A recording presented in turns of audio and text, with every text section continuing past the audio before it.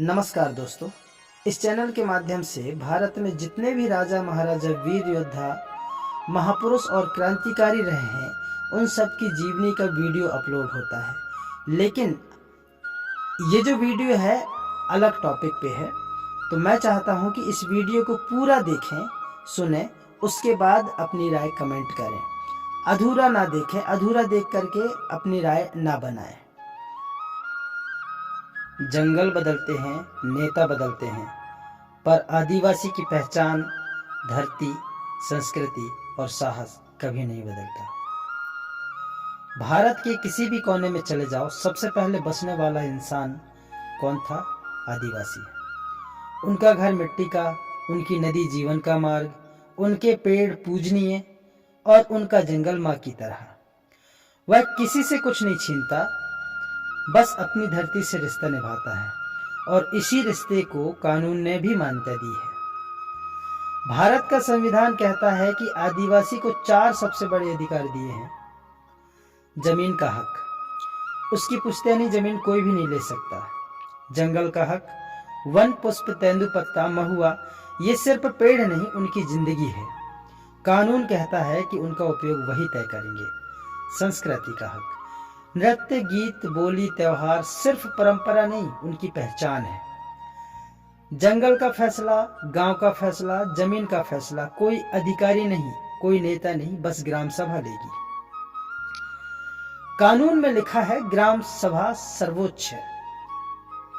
कहानी तब बदलती है जब किताबों में लिखे अधिकार जमीन पर नहीं उतरते, जब कागज पर नाम नहीं चढ़ता, जब जंगल किसी और को दे दिया जाता है, जब विकास आने से पहले ही घर उजड़ने लगता है। दर्द तब बढ़ता है, और जब दर्द बढ़ता है तो विश्वास टूटने लगता है। एक बात समझिए, हर आदिवासी हथियार नहीं उठाता है। अधिकांश लोग आज भी ग्राम सभा, कानून और शांतिपूर्ण तरीकों से अपने हक की लड़ाई लड़ते हैं। लेकिन जब सालों तक आवाज सुनी ना जाए, जब आवेदन खो जाए, जब अधिकारी आए और चले जाएं, जब सड़क, पानी, स्कूल का वादा पूरा ना हो, तब कुछ ही युवा दर्द को गुस्सा समझ बैठते हैं और अधिकार की लड़ाई हथियार की लड़ाई बन जाती है। ये गुस्सा आदिवासी का नहीं होता, ये सिस्टम से टूटे विश्वास का दर्द होता है। आज हिडमा का नाम बस्तर में बहुत सुना जाता है। उसके बारे में कहानियां भी बहुत हैं, कुछ सही, कुछ गलत और कुछ डर पर बनी हुई है। लेकिन एक सच्चाई समझना जरूरी है, हिडमा कोई जन्म से हथियार बंद नहीं था। वह भी उन्हीं जंगलों में पला, उन्हीं पगडंडियों पर बड़ा हुआ जिन रास्तों पर पीढ़ियां खेती करती रही। गरीबी, शिक्षा की कमी, सुविधाएं ना पहुंचना और सरकारी तंत्र से दूरी, इन परिस्थितियों ने कई युवाओं को रास्ते बदलने पर मजबूर किया। आज नाम चाहे हिडमा हो या कोई और, जब कोई हथियार उठाता है तो उससे पहले टूटता है उनका विश्वास। बस्तर में जब भी गोलियां चलती है, मारा कौन जाता है? आदिवासी ही। जब माओवादी हमला होता है, मारा कौन जाता है? आदिवासी ही। जंगल की लड़ाई चाहे कोई भी लड़ रहा हो, मरता, उजड़ता और डरता वही है जो जंगल का असली रक्षक है। एक चीज याद रखनी चाहिए, जब अधिकार धरने से, याचिका से, ग्राम सभा से और एक साधारण पत्र से मिल जाए तो कोई हथियार नहीं उठाता, ना आदिवासी ना और कोई। जंगल शांत, इंसान शांत, जिंदगी शांत। आज जरूरत है कि विकास और अधिकार दोनों साथ चले। सड़क बने पर घर ना उजड़े, स्कूल बने पर संस्कृति ना टूटे, जंगल बचे और भविष्य भी बचे। ये सिर्फ सरकार की जिम्मेदारी नहीं, ये हम सबकी जिम्मेदारी है।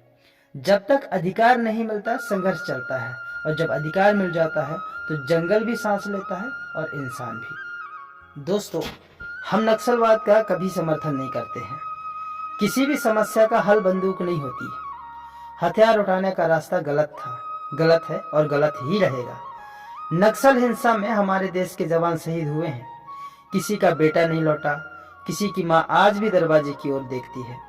उन जवानों का दर्द, उन परिवारों का दुख इस देश की आत्मा पर जख्म है। इस हिंसा में हमारे जवानों को बहुत नुकसान हुआ। वो भी किसी माँ के बेटे थे, किसी बहन के भाई थे, किसी बच्चे के पिता थे। और सच तो यह है कि जवान भी हमारे ही परिवार से हैं और नक्सली भी हमारे ही समाज से निकले हैं। लेकिन यह भी उतना ही सच है कि अगर आदिवासी समाज शांतिपूर्ण धरना देता है, निवेदन करता है, अपने अधिकारों की बात करता है, तो वह बिल्कुल सही रास्ता है। लोकतंत्र में आवाज उठाना अपराध नहीं है।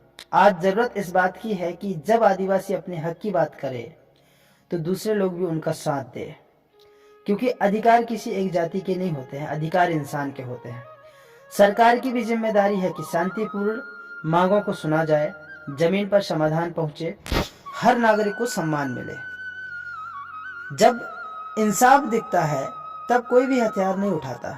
आदिवासी, जवान, किसान, मजदूर, हम सब एक ही देश के संतान हैं।